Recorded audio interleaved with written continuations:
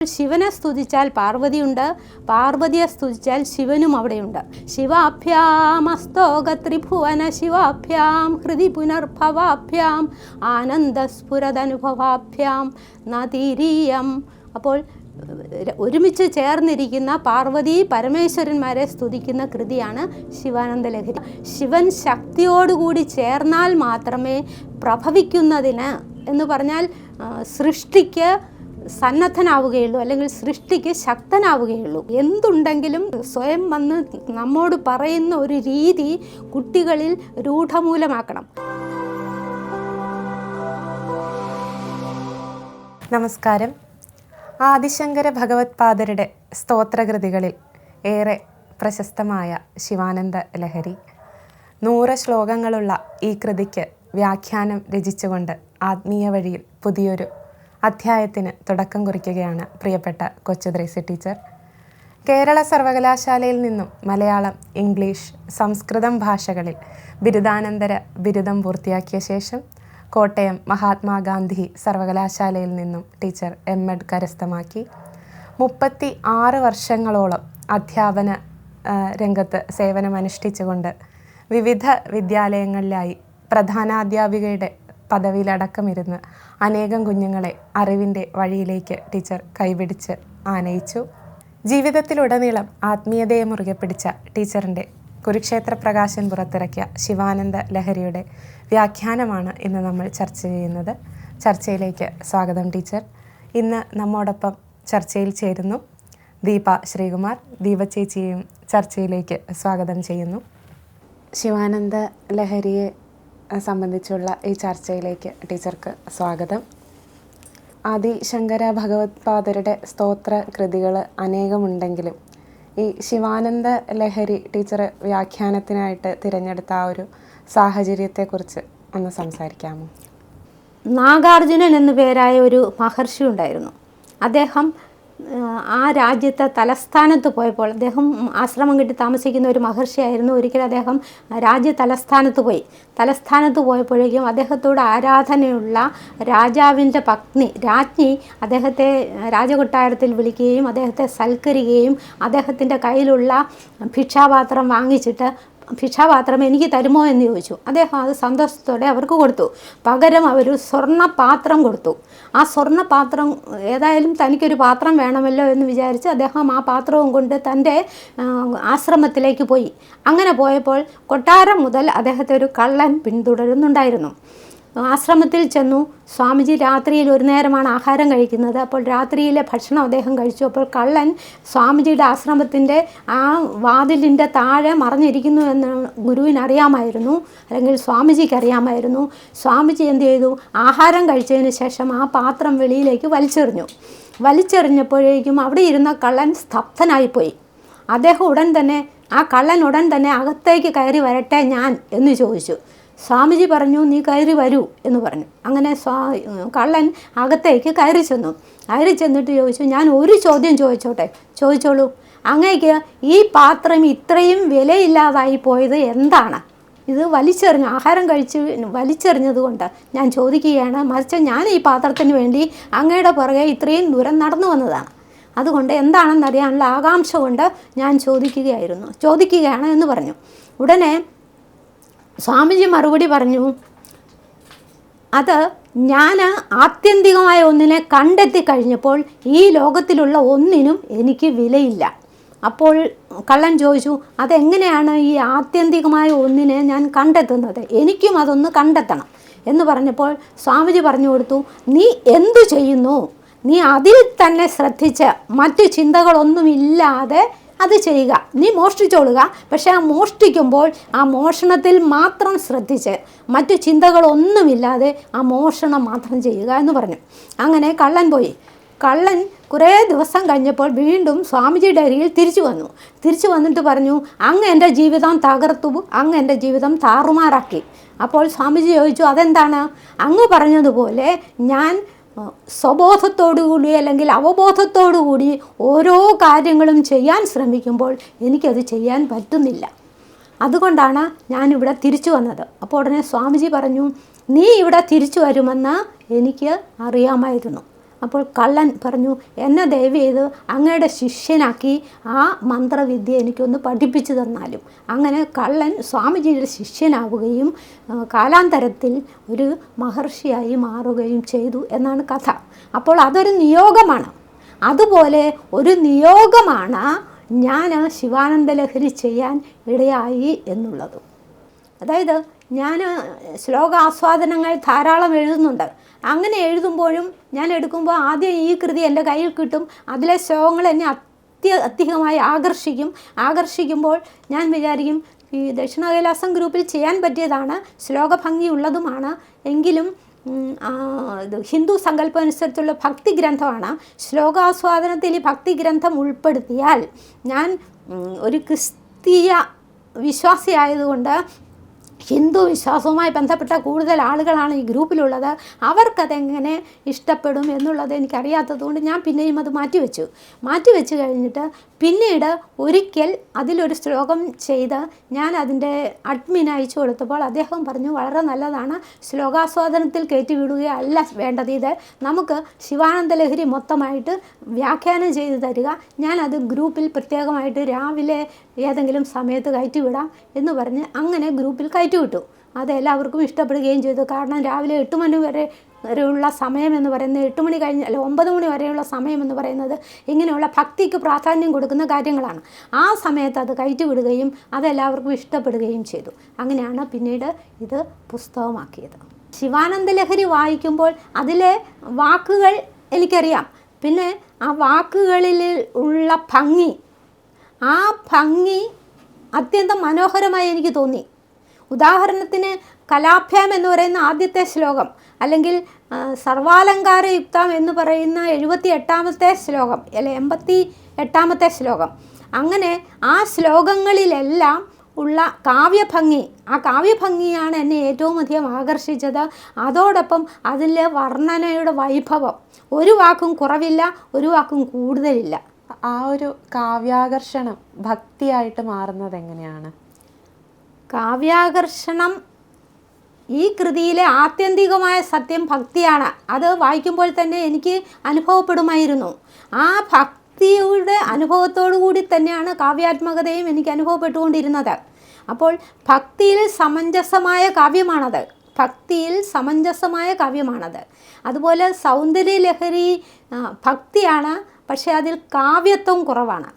നമ്മൾ ഭഗവത്ഗീത വായിച്ചാൽ ഭക്തിയുണ്ട്, പക്ഷേ അതിൽ കാവ്യത്വം ഇല്ല എന്നല്ല, കാവ്യഭംഗി കുറവാണ്.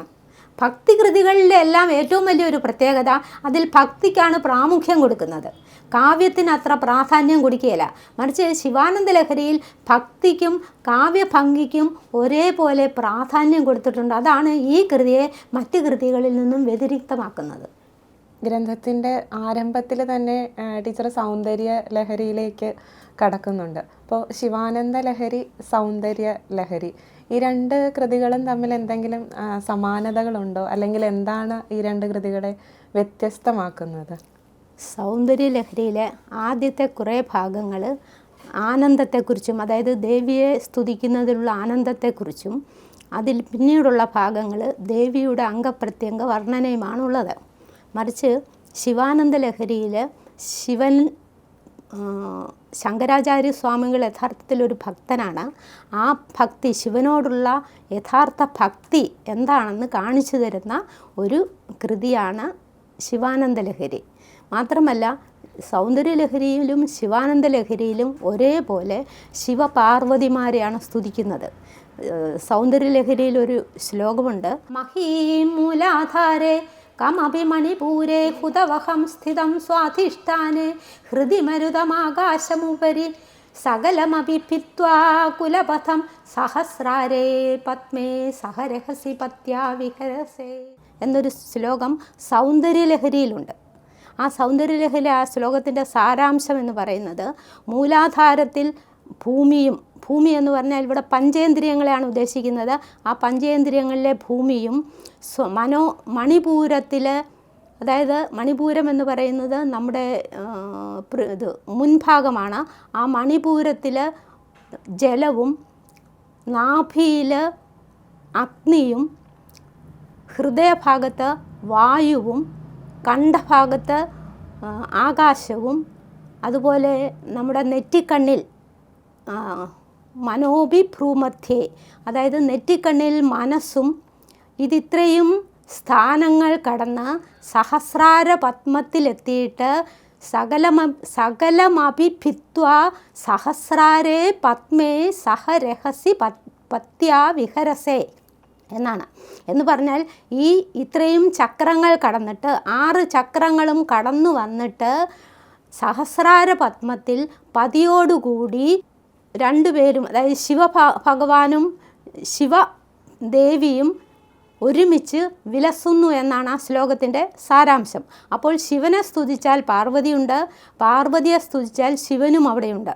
അതുപോലെ തന്നെ ശിവാനന്ദ ലഹരിയിലെ ആദ്യത്തെ ശ്ലോകം എന്ന് പറയുന്നത് ഇതാണ്: കലാഭ്യാം ചൂടാലം കൃത ശശികലാഭ്യാം നിജതപഫലാഭ്യാം ഭക്തേഷു പ്രകടിതഫലാഭ്യാം ഭവതു മേ ശിവാഭ്യാമസ്തോകത്രിഭുവന ശിവാഭ്യാം ഹൃദി പുനർഭവാഭ്യാം ആനന്ദസ്ഫുരദനുഭവാഭ്യാം നതീരീയം.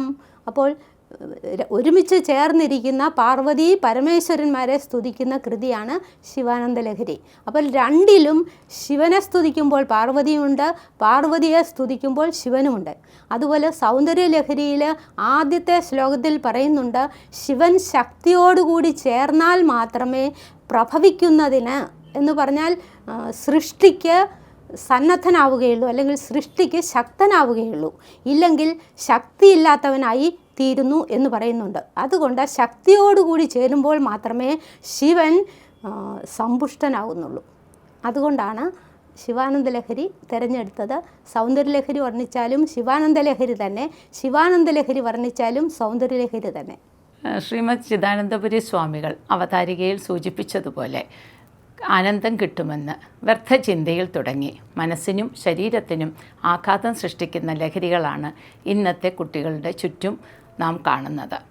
ഒരു അധ്യാപിക എന്ന നിലയിൽ കുട്ടികളെ എങ്ങനെ ആത്മാന്വേഷണത്തിൻ്റെ പാതയിലേക്ക് ശിവാനന്ദ ലഹരി പോലുള്ള ഗ്രന്ഥം വഴി സാധിക്കും? ടീച്ചർ ഒന്ന് വിശദീകരിക്കാമോ? ചെറുപ്പകാലം മുതൽ കുട്ടികളിൽ ഭക്തി വളർത്തുക എന്ന് പറയുന്ന ഒരു കാര്യമുണ്ട്. കുട്ടികൾ സ്കൂളിൽ പോയിട്ട് വീട്ടിൽ തിരിച്ചു വന്നാൽ ഒരു 5 മിനിറ്റെങ്കിലും സ്കൂളിൽ എന്തെല്ലാം നടന്നു, സ്കൂളിൽ ആരാണ് കുട്ടിയുടെ കൂട്ടുകാരൻ അല്ലെങ്കിൽ കൂട്ടുകാരി, ഇങ്ങനെയുള്ള സകല കാര്യങ്ങളും മാതാപിതാക്കൾ അറിഞ്ഞിരിക്കണം.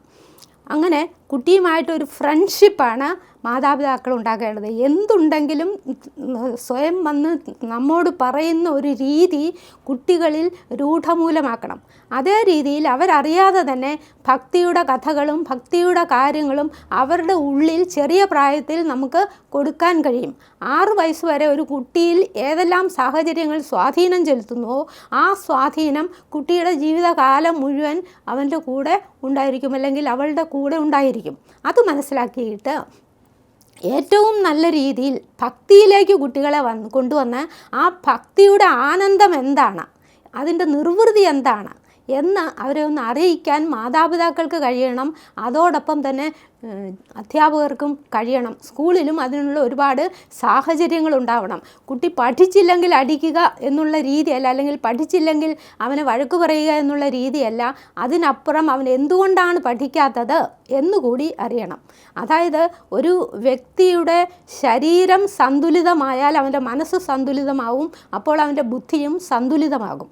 ആ രീതിയിലേക്ക് കുട്ടിയെ കൊണ്ടുവരണമെങ്കിൽ ഏറ്റവും ഉപയുക്തമായ മാർഗം ഭക്തിയുടെ ലഹരിയാണ് എന്നൊരു ചിന്ത ആ കുട്ടിയുടെ ഉള്ളിൽ വളർത്തിയാൽ പിന്നീട് ഒരിക്കലും കുട്ടി ഈ ലഹരി തേടി പോവുകയില്ല എന്നാണ് എൻ്റെ അഭിപ്രായം.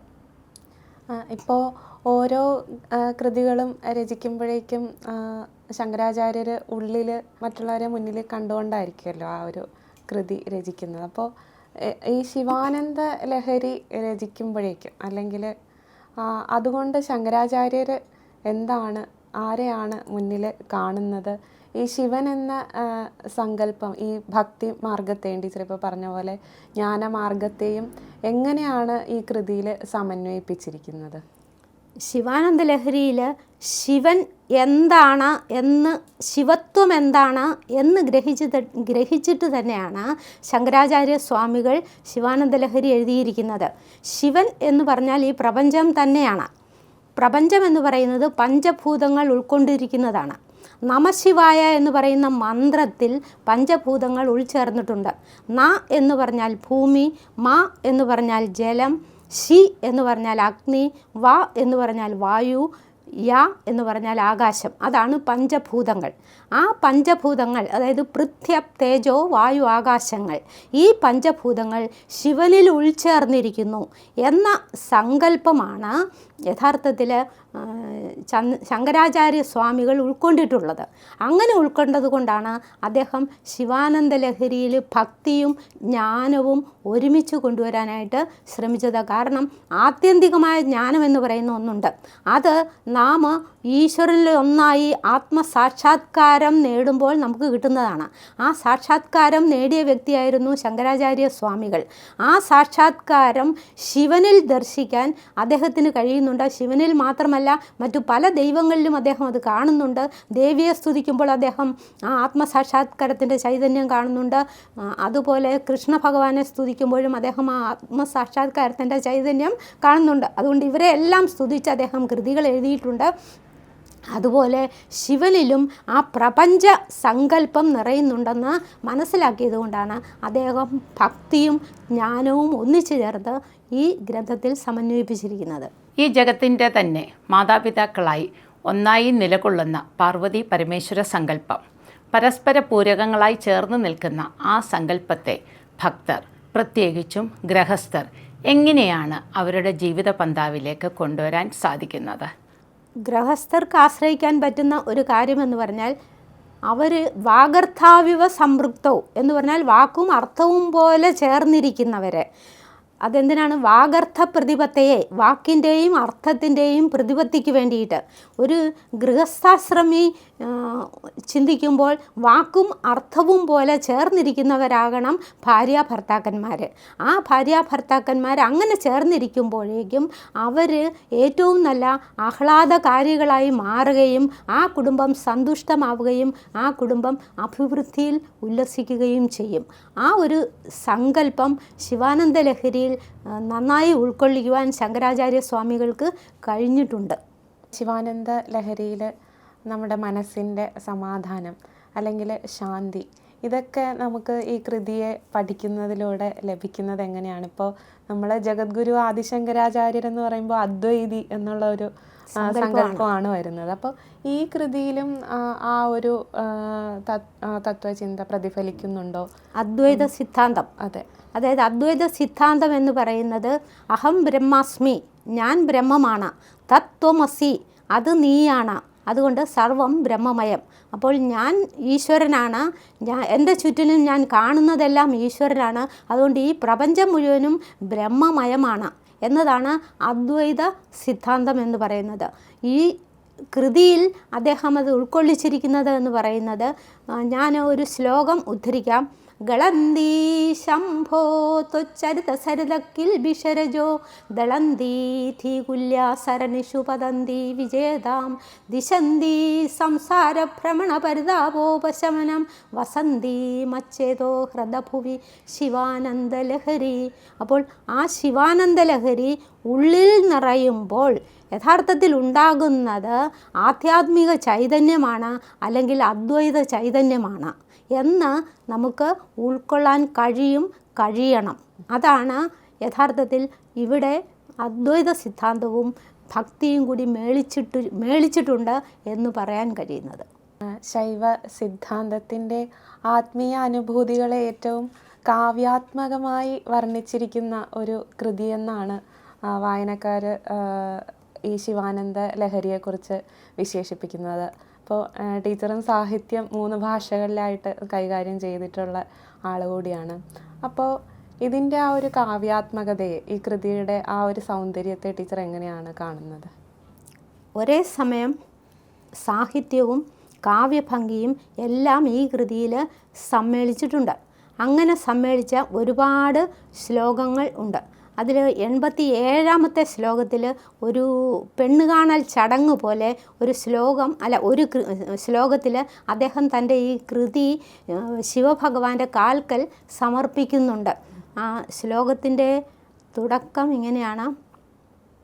സർവാലങ്കാരയുക്താം സരളപദയുതാം സാധുവൃത്താം സുവർണാം സദ്ഭി സംസ്തൂയമാനാം സരസഗുണയുതാം ലക്ഷിതാം ലക്ഷണാഠ്യാം ഉദ്യത്ഭൂഷാവിശേഷാം ഉപഗതവിനയാം ദ്യോതമാനാർത്ഥരേഖാം കല്യാണീം ദേവി ഗൗരി പ്രിയ മമ കവിതാ കന്യകാം ത്വം ഗൃഹാണ എന്നാണ് ശ്ലോകം.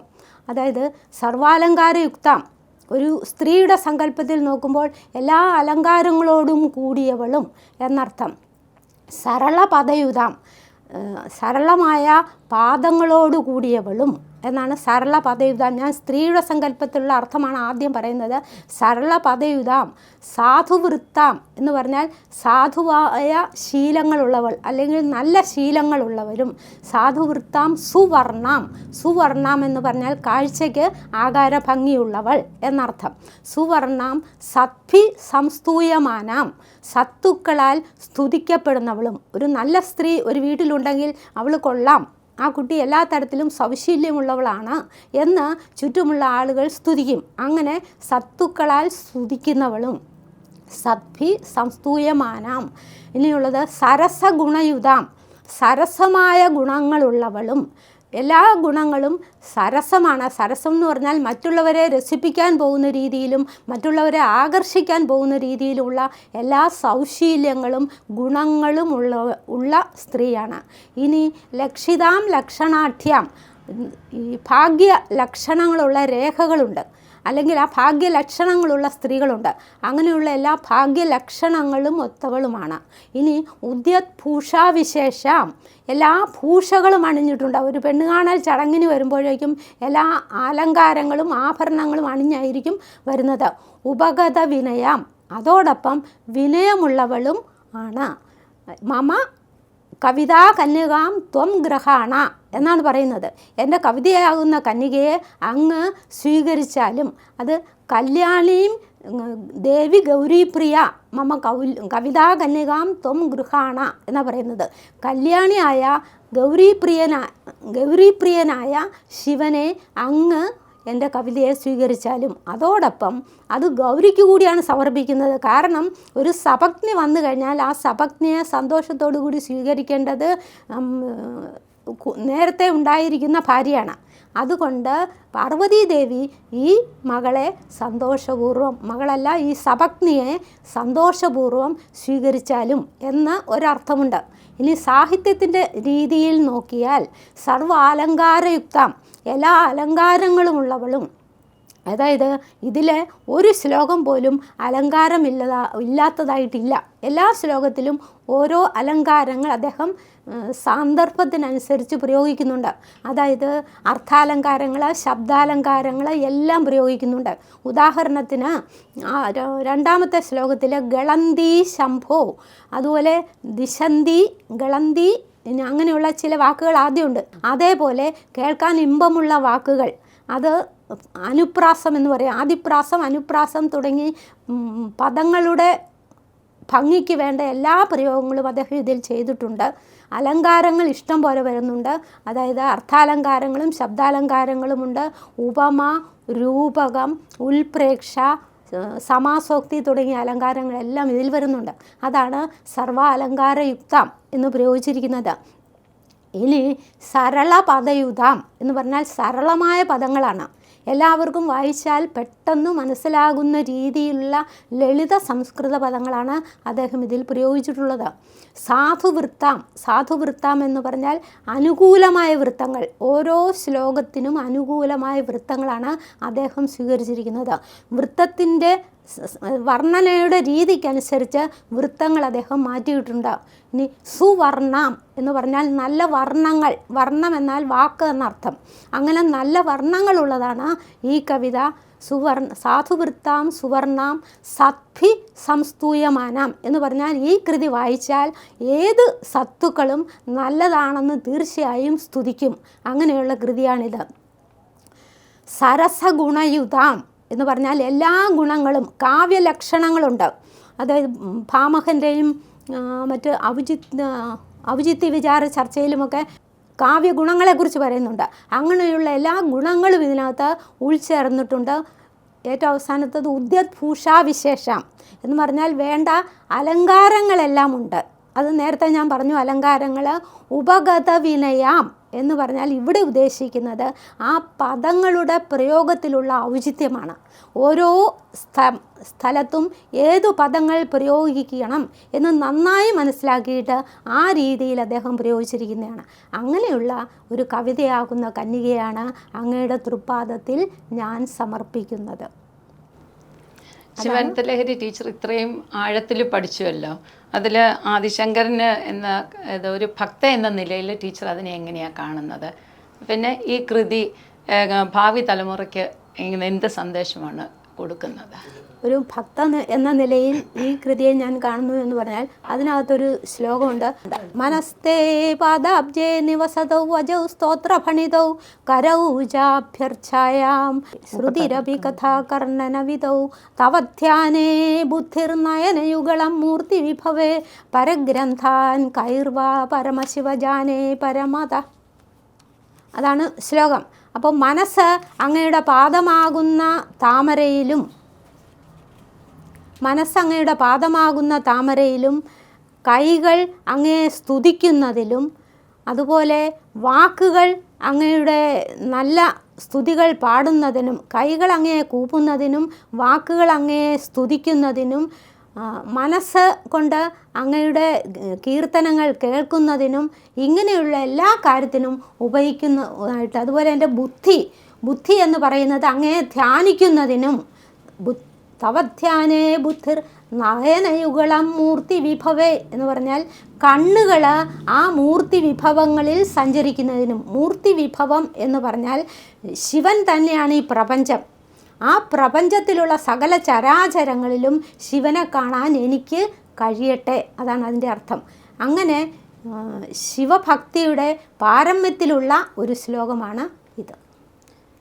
കേരളത്തെ സംബന്ധിച്ച് നമ്മൾ ഏറ്റവും പുരോഗതി നേടിയ ഒരു സമൂഹം എന്ന് പറയുമ്പോഴും സ്ത്രീകളുടെ അവകാശങ്ങളെക്കുറിച്ചും അല്ലെങ്കിൽ ഒരു ഫെമിനിസം എന്ന രീതിയിൽ ഒരുപാട് ചർച്ചകൾ ഇന്നും ആവശ്യമായി വരുന്നൊരു കാലഘട്ടമാണ്. അപ്പോൾ ഈ ശിവനും പാർവതിയും പരസ്പര പൂരകങ്ങളായി നിൽക്കണം എന്നുള്ള ആ ഒരു സങ്കല്പമാണല്ലോ ഏറ്റവും ഉദാത്തമായിട്ടുള്ളത്. അപ്പോൾ ആ ഒരു സന്ദേശം കൃതിയിലൂടെ സമൂഹത്തിലേക്ക് എത്തുന്നത് എങ്ങനെയാണ്? അതിലൊരു ശ്ലോകമുണ്ട്. സന്ധ്യാരംഭ വിജൃംഭിതം എന്ന് തുടങ്ങുന്ന 68 എൻ്റെ ഒരു ഓർമ്മ. സന്ധ്യാരംഭ വിജൃംഭിതം എന്നാണ്.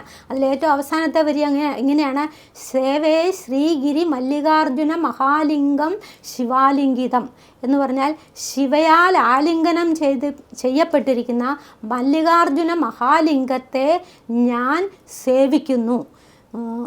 അർജുനം എന്ന് പറഞ്ഞാൽ മരുതുവൃക്ഷം എന്നാണ് അർത്ഥം. ആ മരുതുവൃക്ഷത്തിൽ വള്ളിമുല്ല പടർന്നിരിക്കുന്നത് പോലെ മഹാലിംഗത്തിൽ ശിവ ആലിംഗനം ചെയ്തിരിക്കുന്ന രൂപമുള്ളതാണ് ഈ ശ്രീഗിരിയിലുള്ള ആന്ധ്രാപ്രദേശിലുള്ള ശ്രീഗിരി എന്ന് പറയുന്ന മലയിലാണ് ഈ മല്ലികാർജുന ക്ഷേത്രം. ആ മല്ലികാർജുന ക്ഷേത്രത്തിലെ പ്രതിഷ്ഠയാണ് മഹാലിംഗത്തിൽ ആലിംഗനം ചെയ്തിരിക്കുന്ന ശിവയുടെ രൂപം. അത് യഥാർത്ഥത്തിൽ ആ പ്രതിഷ്ഠയിലൂടെ ഉൾക്കൊള്ളേണ്ടതെന്ന് പറയുന്നത് പരസ്പരം ചേർന്നിരുന്നാൽ മാത്രമേ ഈ ഭൂമിയിൽ എന്ത് നല്ല കാര്യങ്ങളും നടക്കുകയുള്ളൂ. അല്ലാതെ ഒരാളെ അതിൽ നിന്നും മാറ്റി നിർത്തി എനിക്കെല്ലാം നേടിക്കളയാം എന്ന ചിന്ത ഭൂമിയിൽ ശാശ്വതമല്ല, അത് വിജയിക്കുകയുമില്ല. അപ്പോൾ അവിടെ വഴക്കാണ് ഉണ്ടാകുന്നത്. ആ വഴക്ക് നമ്മുടെ ഉള്ളിലുള്ള പഞ്ചഭൂതങ്ങളെ അസന്തുലിതമാക്കും. അത് നമ്മുടെ ആരോഗ്യത്തിന് കുഴപ്പമാണ്. അതുകൊണ്ട് എപ്പോഴും ചേർന്നിരിക്കുന്നത് തന്നെയാണ് ജീവിതം സന്തുഷ്ടമാക്കാനുള്ള ഉപകൃത. അത് ഈ ശ്ലോകങ്ങളിലൂടെ നമുക്ക് മനസ്സിലാക്കാൻ കഴിയും. ആത്മീയതയ്ക്ക് മതാതീതമായിട്ടുള്ള തലങ്ങളാണ് ഉള്ളത് എന്നുള്ളതിൻ്റെ ഒരു പ്രത്യക്ഷ ഉദാഹരണമാണ് ടീച്ചറിൻ്റെ ജീവിതം. ഒരു ക്രൈസ്തവ കുടുംബത്തിൽ ജനിക്കുന്നു, അതിനുശേഷം ആ വിശ്വാസങ്ങളെ പിൻപറ്റി ജീവിച്ച് ഇന്ന് സനാതന ധർമ്മത്തെക്കുറിച്ച് ആഴത്തിൽ പഠിക്കുകയും പ്രചരിപ്പിക്കുകയും ചെയ്യുകയാണ് ടീച്ചർ. അപ്പോൾ ആ ഒരു യാത്ര ഇന്ന് ശിവാനന്ദ ലഹരിയിൽ എത്തി നിൽക്കുമ്പോൾ അതിനെക്കുറിച്ച് എന്താണ് ടീച്ചറിന് പറയാനായിട്ടുള്ളത്? എൻ്റെ വീട്ടിൽ യേശുക്രിസ്തുവിൻ്റെ പടമുണ്ട്, കന്യാമറിയത്തിൻ്റെ പടമുണ്ട്. അതോടൊപ്പം എൻ്റെ മോൻ കൊണ്ടുവന്ന ഒരു ഗണപതിയുടെ വിഗ്രഹം, അത് മണ്ണ് കൊണ്ടുണ്ടാക്കിയതാണ്. മണ്ണ് ശക്തിയുള്ളതാണെന്ന് എനിക്കറിയാവുന്നതുകൊണ്ട് അത് ഞാൻ ആ പടങ്ങളുടെ കൂടെ എടുത്തു വച്ചിട്ടുണ്ട്. അതുപോലെ ഈ ശിവാനന്ദ ലഹരി പുസ്തകം പിന്നെ ഞങ്ങൾ പ്രകാശനം ചെയ്തത് ദക്ഷിണ കൈലാസം അമ്പലത്തിൽ, അവിടെ ഒരു ചന്ദ്രശേഖരപുരം അമ്പലമുണ്ട്. ആ അമ്പലത്തിൽ വെച്ചാണ് അതിൻ്റെ പിന്നെ പ്രകാശന കർമ്മം നിർവഹിച്ചത്. അപ്പോൾ എനിക്കവരൊരു ശിവഭഗവാന്റെ പടം തന്നു. ആ പടവും ഞാൻ അവിടെ കൊണ്ട് വെച്ചിട്ടുണ്ട്. അപ്പോൾ എല്ലാവരും ഞങ്ങളുടെ വീട്ടിലുണ്ട്. അങ്ങനെ ഒരു മതമൈത്രിയുടെ കേന്ദ്രമാണ് ഞങ്ങളുടെ ഭവനം. ടീച്ചറിൻ്റെ വ്യക്തി ജീവിതത്തിലും സാമൂഹ്യ ജീവിതത്തിലും ഒരു ഭാര്യ എന്ന നിലയിൽ, ഒരു അമ്മ എന്ന നിലയിലും, ഒരു അധ്യാപിക എന്ന നിലയിലും പല റോളുകൾ കൈകാര്യം ചെയ്യുന്നു, ഇപ്പോൾ ചെയ്തു വരികയും ചെയ്യുന്നു. മകൻ അനൂപ് ആൻ്റണി ദേശീയ രാഷ്ട്രീയത്തിൽ പ്രവർത്തനം നടത്തുന്നു. അദ്ദേഹം യുവാക്കളുടെ ഇടയിൽ നല്ലൊരു നേതാവായി പ്രവർത്തിക്കുന്നു. ടീച്ചറിൻ്റെ കുടുംബ പശ്ചാത്തലവും അതുപോലെ തന്നെ സാമൂഹ്യ പശ്ചാത്തലത്തെക്കുറിച്ചും ആത്മീയ പശ്ചാത്തലത്തെക്കുറിച്ചും ഒന്ന് വിശദീകരിക്കാമോ? കുടുംബത്തിലെ ആത്മീയ അന്തരീക്ഷം എന്ന് പറഞ്ഞാൽ ഞങ്ങൾ പള്ളിയിൽ പോവാറുണ്ട്. കൃത്യമായി എല്ലാ ഞായറാഴ്ചയും പള്ളിയിൽ പോവാറുണ്ട്, പ്രാർത്ഥിക്കാറുണ്ട്. അതിലുള്ള എല്ലാ കാര്യങ്ങളും ഞങ്ങൾ ചെയ്യാറുണ്ട്. പിന്നെ ഞങ്ങളുടെ കുടുംബം എന്ന് പറയുന്നത് കാർത്തികപ്പള്ളിയിലാണ്. കാർത്തികപ്പള്ളിയിൽ ഞങ്ങളുടെ വീടിൻ്റെ തൊട്ടടുത്തൊരു ക്ഷേത്രമുണ്ട്. ആ ക്ഷേത്രത്തിലെ ഉത്സവം നടക്കുമ്പോൾ ഞങ്ങളെല്ലാവരും അതുമായിട്ട് ബന്ധപ്പെടാറുണ്ട്. അങ്ങനെ എവിടെ ഏത് രീതിയിലുള്ള ചടങ്ങുകൾ വന്നാലും ഞങ്ങൾ അതിലെല്ലാം ബന്ധപ്പെടാറുണ്ട്. അതോടൊപ്പം ഞങ്ങളുടെ കാർത്തികപ്പള്ളി നാടിൻ്റെ ഏറ്റവും വലിയൊരു പ്രത്യേകത, അവിടെ പിന്നെ യാക്കോബ പള്ളിയുണ്ട്. ആ യാക്കോബ പള്ളിയിലെ റാസ പോകുമ്പോഴേക്കും അവിടെയുള്ള ഹിന്ദുക്കളെല്ലാം അതിനകത്തുണ്ടാകും. അതുപോലെ അമ്പലത്തിൽ നിന്ന് ഈ പ്രദക്ഷിണ കയറുമ്പോൾ അവിടെയുള്ള ക്രിസ്ത്യാനികളെല്ലാം അതിനകത്തുണ്ടായിരിക്കും. അവിടെ ഈ അമ്പലത്തിലെ ഇതുമായിട്ട് ബന്ധപ്പെട്ട് പൊങ്കാല നേർച്ചയോ അങ്ങനെ ഏതാണ്ടൊക്കെ ഉണ്ട്. അത് എല്ലാ വീടുകളിലും, ക്രിസ്തീയ ഭവനങ്ങളിലും എല്ലാ വീടുകളിലും കൊണ്ട് കൊടുക്കാറുമുണ്ട്. അങ്ങനെ ഒരു മതമൈത്രിയുടെ കേന്ദ്രമാണ് കാർത്തികപ്പള്ളി എന്നാണ് ഞാൻ മനസ്സിലാക്കിയിരിക്കുന്നത്. എൻ്റെ കുടുംബം എന്ന് പറഞ്ഞാൽ കാർത്തികപ്പള്ളിയിലെ സാമാന്യം പ്രസിദ്ധമായൊരു കുടുംബമാണ്. കൈപ്പള്ളിയിൽ എന്നാണ് കുടുംബ പേര്. ആ കൈപ്പള്ളിയിലെ ജോസഫ് എന്നാണ് എൻ്റെ ഭർത്താവിൻ്റെ പേര്. അവരെല്ലാം ഈ പ്രാർത്ഥനയ്ക്കും ഭക്തിക്കും അമിത പ്രാധാന്യം കൊടുക്കുന്ന ആളുകളാണ്. എൻ്റെ മൂത്ത മോനെ കൊച്ചു പ്രായം തൊട്ട് ഞങ്ങൾ അൾത്താര ബാലനായി പള്ളിയിൽ കയറ്റുമായിരുന്നു. അങ്ങനെ അൾത്താര ബാലനായി പള്ളിയിൽ കയറിയതാണ്. ഇളയാളും അൾത്താര ബാലനായി പള്ളിയിൽ കയറിയിട്ടുണ്ട്. അങ്ങനെ എല്ലാ കാര്യങ്ങളും അവർ ചെയ്യുമായിരുന്നു. പ്രാർത്ഥനയ്ക്കുള്ള ഒരു പ്രാധാന്യം എന്താണെന്ന് മനസ്സിലാക്കിയാണ് അവർ ജീവിച്ചത്. രാവിലെ എഴുന്നേറ്റ് കഴിയുമ്പോൾ ചെറുതായിട്ടുള്ള ഒരു പ്രാർത്ഥന, പിന്നെ രാത്രിയിൽ സന്ധ്യ ആകുമ്പോഴേക്കും ഒരു 8 മണിയാകുമ്പോൾ ഞങ്ങൾക്കൊരു പ്രാർത്ഥനയുണ്ട്. അതുപോലെ സന്ധ്യാസമയത്ത് ഒരു വിളക്ക് കൊളുത്തി വെച്ച്, എനിക്കൊരു വിളക്കുണ്ട്, ആ വിളക്ക് കൊളുത്തി വെച്ച് എല്ലാവരും അതിൻ്റെ മുമ്പിലിരുന്ന് പ്രാർത്ഥിക്കുന്ന ഒരു രീതിയുണ്ട്. പിന്നീട് രാത്രിയിൽ 8 മണിയാകുമ്പോൾ വലിയൊരു പ്രാർത്ഥനയുണ്ട്. ആ പ്രാർത്ഥന കഴിഞ്ഞിട്ട് ഞാൻ ആഹാരം വിളമ്പുമായിരുന്നുള്ളൂ. അപ്പോൾ അങ്ങനെ പ്രാർത്ഥനയുടെ ഒരു അന്തരീക്ഷം ഞങ്ങളുടെ കുടുംബത്തിലുണ്ടായിരുന്നു. ഇന്ന സമയത്ത് പ്രാർത്ഥന, ഇന്ന സമയത്ത് പഠനം, ഇന്ന സമയത്ത് ആഹാരം, ഇന്ന സമയത്ത് കളിക്കാനുള്ള സമയം, അങ്ങനെയുള്ള ചിട്ട ഒരു രീതിയിലാണ് കുട്ടികളെ ഞാൻ വളർത്തിക്കൊണ്ട് വന്നത്. ആ ഒരു ചിട്ടയിലാണ് അവർ വളർന്നത്. അതോടൊപ്പം തന്നെ അവർ വായിച്ചു വളരണം എന്നെനിക്കൊരു ആഗ്രഹമുണ്ടായിരുന്നുകൊണ്ട് ഞാൻ എല്ലാ കൃതികളും വായിക്കുമായിരുന്നു.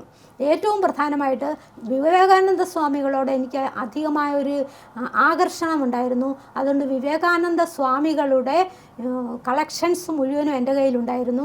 അപ്പോൾ പിള്ളേരെല്ലാം 2 കുട്ടികളും അതെടുത്ത് വായിക്കുമായിരുന്നു. അവർക്ക് സമയം കിട്ടുമ്പോഴൊക്കെ വായിക്കുമായിരുന്നു. പിന്നെ എൻ്റെ മൂത്ത മോനെയും ഇളയ മോനെയും ഞാൻ ചെറിയ പ്രായം തൊട്ട് 1-ാം ക്ലാസ്സിൽ LKG-യിൽ തൊട്ടേ പ്രസംഗിക്കാൻ പരിശീലിപ്പിക്കുമായിരുന്നു. അങ്ങനെ ഞാൻ എഴുതി കൊടുത്ത് അവരെ കൊണ്ട് പ്രസംഗിപ്പിക്കുമായിരുന്നു സ്കൂളുകളിലെല്ലാം. ഒരു 6-ാം ക്ലാസ് കഴിഞ്ഞപ്പോഴേക്കും മൂത്ത മോൻ എന്നോട് പറഞ്ഞു, ഇനി ഞാൻ തന്നെ എഴുതി പ്രസംഗിച്ചോളാം, അമ്മ എഴുതണ്ട. അങ്ങനെ അവൻ തന്നെ എഴുതി പ്രസംഗിക്കുമായിരുന്നു. പിന്നെ അങ്ങനെ എല്ലാ രീതിയിലും കുട്ടികൾ മുൻപോട്ട് വളരണം, നല്ല രീതിയിൽ വളരണം എന്ന രീതിയിൽ തന്നെയാണ് അവരെ ഞാൻ വളർത്തിക്കൊണ്ട് വന്നത്. പിന്നെ എൻ്റെ ഭർത്താവും അതിനനുസരിച്ച് യോജിച്ച് നിൽക്കുമായിരുന്നു. അങ്ങനെ നല്ല സൗഹൃദവും ചേർച്ചയുമുള്ള ഒരു കുടുംബമായിരുന്നു ഞങ്ങളുടേത്.